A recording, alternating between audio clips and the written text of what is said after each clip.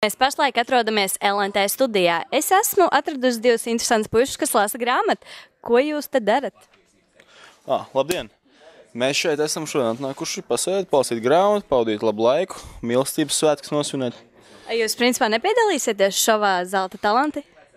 Talanti šodien ir? Jā, šodien ir talanti. Es nezināju, es te atnācu vienkārši pavadīt laiku. Jums te tā basketbola bumba sapatās mētājās? Tu arī māki? Apslēpties talants, jā?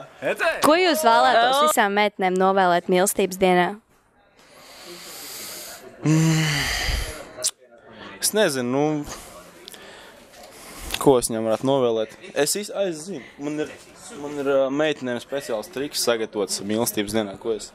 Tomēr ir basketbola bumba, ja? Es bez savām bumbām nekur ārā no mājas. Nē, tā skaties.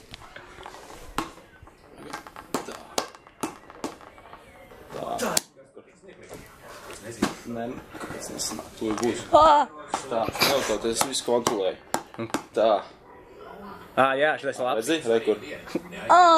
Tā bija sirsniņa. Tas bija domāts šādi. Tā bija sirsniņa, jā. Ko tu vēlētos novēlēt? Es nezinu, mīlestību un daudz pozitīvu emociju. Tā, puiši, tagad man ir tādi interesantāki jautājumi. Jā. Kad un kur un kāds bija jūsu pirmais skūps? Skūps pirmais? Jā. Tas bija, man šķiet, tas bija 12, 13 gadu vecumā, vēlā sestdienas vakarā jūras krastā. Saule tikko bija sākus rietēt un vējš manās sajā pūta maigu dzēsturu dvašu. Un mēs ar savu draudzeni pastaigājāmies gar krastu un sāk līt lietus. Un kā es sajūtu pirmo lietus lāsu, uzkrītam uz sejas. Tā es sajūtu, ka ir īstais brīdis dot šo pirmo zīmīgo skūpstu. Un tas bija tāds moments, ko es neaizmirstīšu nekad savā mūžā. Tu gadījumā arī nerakst kādu dzējsrindas? Jo izklausās, ka tu esi tāds dzējnieks, ne? Nē. Tas tev nāk tā dabīgi ārā, ja? Es vienkārši pastāstīju savu pirmo skūpstu.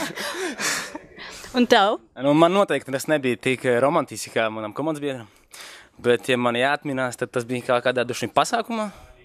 Tur bija dažādas dēļas un tā tālāk, un tas viss tā automātiski aizvērtās pirmajā skūpstā arī. Es neatceros tā precīzi. Jūs atceraties meitenes matu krāsu, varbūt? Es, man liekas, vārdu atceros. Uz S burta bija tiešām. Jā, melnu matu, protams. Jūs esat kaut ko traku varbūt darījuši mīlestības dēļ? Ir tā nācies? Jā. Es esmu... Pagaidu, ko es izdarīju. Bet es nezinu, mans trakais parasti liekas normāls, man liekas. Jādara trakas lietas, lai kaut ko interesanti izdarītu, savādāk nebūs interesanti. Tu esi izlecis ar izpletni? Ar izpletni kopā? Jā. Tā kā vai mēs to esam darījuši, lecot no izpletni? Nē, kaut tā, tu viens. Esi izlecis? Nē, tikai ar meiteni kopā. Jā? Jā. Kā tautas atmiņā palika, viņa kliedza? Jā. Skaļi. Tu viņu mierināji? Nebija bail? Jā. Gaisā visu laiku mierināja, kamēr kritām. Un kā ar tevi? Par trakajām lietām? Jā. Es nezinu, tāds traks lietas. Mīlestības dēļ tieši baigi grūti. Es nezinu, man liekas, tā nav īpaši vajadzība bijusi kaut kādas super traks lietas darīt. Bet ja tev tagad pateikt, meiteni, palūgtu tā mīļi, lūdzu, izleks ar mani ar izplatnā. Tas būs jāskatās, cik man tā meitene būtu svarīga vai nozīmīga un iespējams, jā. Bet... Tev tagad ir attiecības? Nopietni? Jā. Nē. Nopietnas? Jā. Tā. Nopietni nav, nē. Ar nevienu, kas saucākās ar S, vai beidzās ar S. Čau, Mārtiņa. Čau. Kad un kur ir bijis tavs pirmais skūps? Varbūt var pastāstīt mums?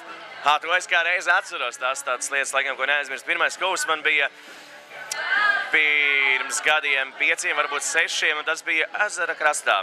Ļoti tā nakts, ugunskurs, romantika, tā skaisti. Pilnmēnes? Neatceros. Uz mēnesi nekad neskatās, nezinu. Kas ir trakākais, ko es izdarīju mīlestības dēļ? Es atzīšos, ka es parasti neko traku mīlestības dēļ nedaru. Man vienmēr sanācis ir upurēt kaut kā mīlestību, kādu citu mērķu vārdā, tā kā laikā mēs neko traku nebūšu izdarījis. Kauns man. Varbūt tu atceries kādu dāvanu, kādu es uzdāvinājis īpašai meitenei, kur tev pašam ir ļoti patikusi, un arī viņa bija par to ļoti priecīga. Baigi jādomā, tad ir. Es jau pats esmu kā liela dāvara, ko tur vairāk piebilst, nekādu neesmu aizrāvies ar, man liekas, ka vismaz man nenāk nekas tāds prātā. Nē, es uzdāvināju gan kaut kad Ziemassvētkos savai bijušai draudzenei ceļojumu uz Stokholmu, bet tā arī sanāca, ka mēs tur arī neaizbraucām. Bet, nu jā, tas tāds īpašs dāvana tāda. Un ko tu vēlētos novēlēt visām meitenēm mīlestības svētkos? Visām meitenēm mīlestības svētkos noteikti novēlēt atrast savu īsto, vienīgo un skaistāko mīlestību, kādu vien var šajos svētkos atrast. Paldies tev! Un ko tu parasti dari Valentīna dienā? Nu, apsveicu savu mīļoto sievieti. Kā tu to parasti dari? Dāvini ziedus vai kādu īpašu dāvanu? Ziedus, gradzenus, krēles, auskarus. Labi joks. Varbūt atceries, kāds bija tavs pirmais skūpsts un kur viņš nu bija? Atceros gan, jā. Tas bija, manuprāt, man bija kaut kā 10 gadi. Un es iepazinos ar vienu tādu krievu meiteni. Es viņu pavadīju uz mājām. Nezinu, kāpēc es biju vakara stundā vēlā ļoti, 10 gados. Un tad man bija pirmais skūpsts. Tev tas ir labi palicis atmiņā? Diezgan labi, jā. Kas ir pats trakākais, ko es darīju mīlestības dēļ? Vai tu vispār dari kaut kādas trakas lietas? Oi, vai dieniņās, ko tik es neesmu darījis, bet to visiem nevar stāstīt. Tev ir arī varbūt kāda dziesma, ko tu esi sarakstījis, kur ir tava mīlestības dēļ?